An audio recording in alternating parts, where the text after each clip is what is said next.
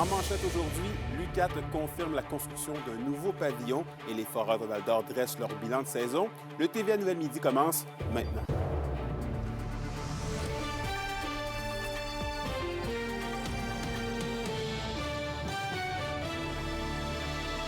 Bonjour tout le monde, ici Anthony Dallaire en remplacement de Kémilia Laliberté. Bienvenue parmi nous. On débute le bulletin en éducation supérieure puisque l'UQAT est en processus de concrétiser un nouveau projet d'infrastructure. Dans les cartons depuis 2019, l'Université du Québec en Abitibi-Témiscamingue ouvrira bientôt les soumissions pour un nouveau pavillon dédié à la santé. Il manque approximativement 775 000 $ au financement, mais malgré cela, l'institution est confiante d'ouvrir le nouveau pavillon dans 2 ans. La nouvelle, elle, accueillera notamment des espaces de recherche, des locaux administratifs et une clinique interdisciplinaire ouverte à la population. Au lieu de travailler en silo les enjeux de santé d'une population, en fait, on les prend de manière holistique, où on met l'ensemble des intervenants autour du patient plutôt que de le travailler en silo. Donc, ça va faire travailler nos équipes en santé, bien entendu, en psychoéducation, en art-thérapie, en travail social, avec les médecins, les infirmières. Bref, c'est une approche qu'on considère vraiment gagnante là, pour la population. Et on poursuit en politique fédérale. Il y a du changement dans la circonscription d'Abitibi, Bay-James, Nunavik et You. C'est maintenant Tai Higashiara qui porte les couleurs, oui, orange du nouveau Parti démocratique. Il prend donc la place de Catherine Leblanc dans la course avec seulement 7 % des intentions de vote selon Canada 338. Le NPD est 4e dans la circonscription d'Abitibi, Bay-James, Nunavik et You. Pour l'instant, Tai Higashiara n'a toujours pas répondu à nos demandes d'entrevue. Et on poursuit en hauteur avec une nouvelle qui pourrait en faire sourire plus d'un. La passerelle suspendue du Parc national de Guébel est sur le point de réouvrir. La CEPAC confirme qu'il reste quelques travaux à terminer au mois de mai avant de pouvoir accueillir les visiteurs au début de l'été. La réfection de l'emblème du secteur aura coûté plus de 500 000 $. Rappelons que l'infrastructure est fermée depuis au moins 2 ans en raison de défaillances qui comporteraient des risques pour la sécurité des visiteurs. La question du jour TVA, une présentation de Mobilier Bélan qui vous offre depuis plus de 50 ans un service de qualité et un grand choix de matelas, mobilier, électro au prix compétitif que vous recherchez. Et d'ailleurs, à la question du jour, on vous demande, avec la saison chaude qui arrive, avez-vous l'intention de profiter des attraits touristiques de la région lors de la saison estivale? Pour voter et commenter, rendez-vous au tvabitibi.ca. Et dans un autre ordre d'idées, Opération Nez Rouges recherche un organisme pour prendre en charge le service de raccompagnement à Val-d'Or en décembre prochain. L'organisme lié à la jeunesse ou au sport amateur pourra organiser le service gratuitement. L'an dernier, dans la région, le service de raccompagnement n'avait été offert qu'en Abitibi-Ouest et à Amos. Et déplaçons-nous maintenant sur le bitume, puisque la ville d'Amos dénonce l'état des routes 111 et de la route 395. On fait le point avec Alexis Dumont.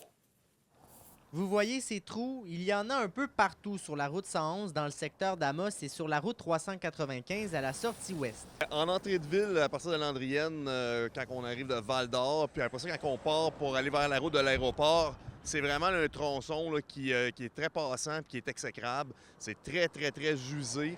Il y a eu des interventions qui ont été faites dans les dernières années, l'asphalte froide, du repatchage, là, mais là, on parle d'une chaussée qui est vraiment finie. C'est dangereux pour nos citoyens. Puis quand c'est des entrées de ville, c'est sûr que c'est notre image, c'est ce qu'on présente. Moi, je suis extrêmement gêné de notre entrée de ville. C'est le ministère des Transports qui est en charge de ces 2 artères routières. Contacté mardi à ce sujet, le ministère a décliné toute demande d'entrevue. Au téléphone, cependant, ils nous ont spécifié que la ville d'Amos n'a jamais fait de demande officielle. Le maire, de son côté, lui dit mentionner avoir eu plusieurs discussions avec le directeur régional. Le directeur régional est au courant de la situation. Moi, j'en ai parlé à plusieurs reprises, autant là, au cabinet du ministre. C'est correct qu'on mette de la pression pour avoir un peu plus d'argent puis qu'on puisse faire plus d'infrastructures annuelles en Abitibi-Témiscamingue. La 117 est très importante, mais il ne faut pas délaisser quand même tout le reste des tronçons. Puis celui-là, c'en est un qui a été complètement mis de côté dans les dernières années. On attend aussi pour faire des réflexions sur des carrefours giratoires. C'est dans les cartons du MTQ. À toutes les fois qu'on nous présente les programmations sur 2 ans, on ne voit pas le jour où ça va apparaître au carton. Moi, je ne comprends pas comment ça que Amos est laissé pour compte comme ça.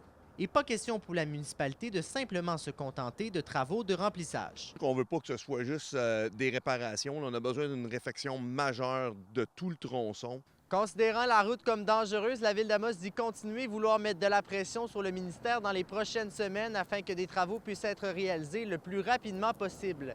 Alexis Dumont, RNC Nouvelles, à Amos.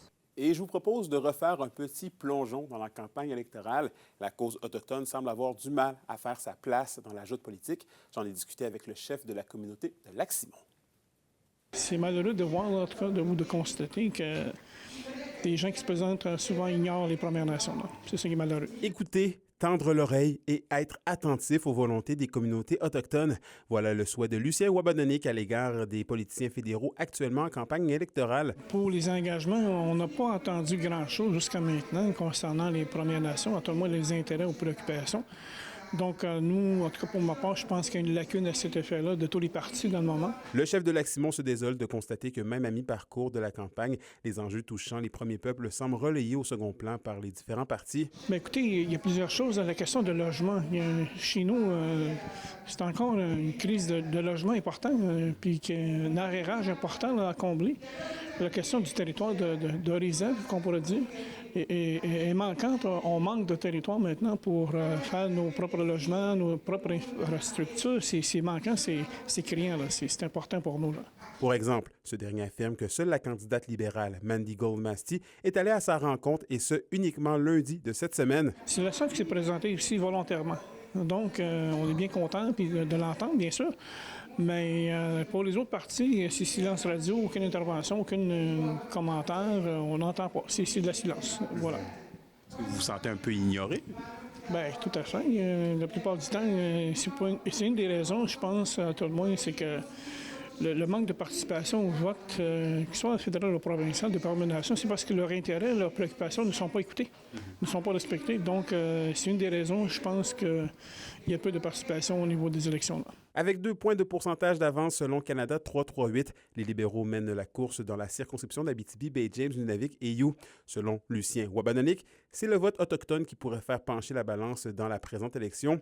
Sans complètement se mouiller quant à sa préférence électorale, l'homme avoue que Mme Goldmasty pourrait apporter une voix conséquente au peuple autochtone. Je pense que c'est important d'avoir cette sensibilité-là, puis d'avoir quelqu'un qui va parler de nos intérêts, de nos préoccupations.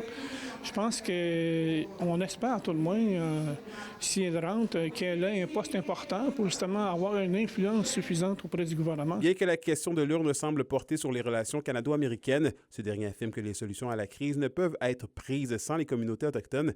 Le chef de Lac-Simon met en garde les politiciens qui évoquent comme solution la relance de projets énergétiques sur les territoires autochtones. Ça ne se fera pas sans nous. Sans notre accord, sans notre participation en termes de consultation, même si M. Poilievre dirait c'est prix autorisé, en droit, ça ne passerait pas. Peu importe le résultat du scrutin le 28 avril prochain, Lucien Wabononic s'engage à travailler de concert avec le gouvernement. En contrepartie, ce dernier exige que le gouvernement soit prêt à travailler de concert avec les différentes communautés peuplant le territoire. Anthony Dallaire, RNC Nouvelles, Lac-Simon. Et au sport, moins d'une semaine après leur élimination en 5 matchs par les Cataractes de Shawinigan au premier tour des séries de la LHJMQ, l'heure est au bilan pour les Foreurs de Val-d'Or. Bon, Alexis, oui, il y a de la déception, mais la progression au courant de l'année est fort encourageante. Oui, encourageant parce qu'après un début de saison difficile, l'équipe a vraiment su rebondir, notamment au retour des fêtes. Il y a eu des échanges qui sont survenus et ça a permis à des jeunes de 16-17 ans d'avoir beaucoup de temps de glace. Ça faisait partie du plan de donner à ces jeunes des opportunités d'œuvrer dans des contextes sous pression. Donc, pour Maxime Desruisseaux, il est très satisfait de la progression de son groupe. Il disait même ce matin que le bilan à l'interne au niveau des joueurs est très positif, que les joueurs ont apprécié leur saison à Val-d'Or. C'est important également pour lui que l'équipe aille chercher de l'expérience dans des matchs de série. Chose faite, même si l'équipe aurait sans doute aimé une série, pousser la série contre Shawi beaucoup plus loin. Mais somme toute, c'est un bilan positif pour l'équipe qui a été présentée ce matin.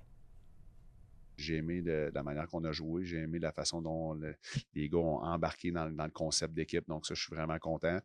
D'avoir vécu les séries éliminatoires aussi, c'est un gros bagage d'expérience. Évidemment, on aurait aimé aller plus loin.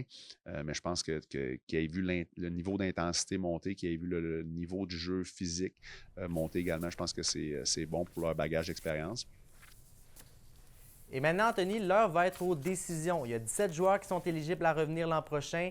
Il va y avoir également des transactions dans les prochains mois. Ça a été confirmé ce matin. Maintenant, qu'en sera-t-il? On verra. Maxime Desruisseaux, qui souhaite cependant continuer dans le processus, ne souhaite pas brusquer les choses, mais est confiant que les prochaines années seront belles pour les partisans des Foreurs. Je vous présente le bilan complet un petit peu plus tard. À suivre. Merci beaucoup, Alexis. Au revoir. Parlons hockey collégial maintenant. Les Gaillards du cégep de l'Abitibi-Témiscamingue sont à 2 victoires de se rendre au championnat provincial à Rimouski.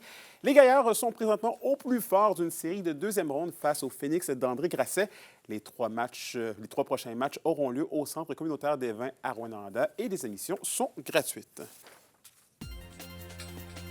Pour une nouvelle importante à nous communiquer, contactez-nous, nouvelles au pluriel @rncmedia.ca, par téléphone au 1-866-463-4636 et notre site web tvaabitibi.ca.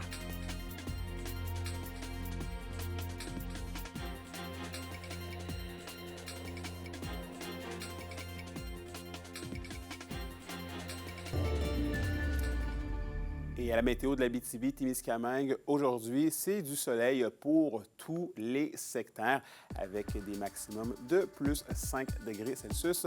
Pour ce soir et cette nuit, c'est dégagé pour l'Abitibi et quelques nuages pour le Témiscamingue. Les minimums oscilleront entre moins 13 degrés et moins 14 degrés Celsius. Voilà, merci d'avoir été des nôtres ce midi. N'oubliez pas qu'on est sur TVA Abitibi-Témiscamingue, sur YouTube, X et Blue Sky si vous voulez aller voir ou même revoir les reportages de mes collègues. Sur ce, je vous souhaite de passer une bonne journée. On se retrouve au bulletin de ce soir pour la suite des choses. D'ici là, prenez soin de vous.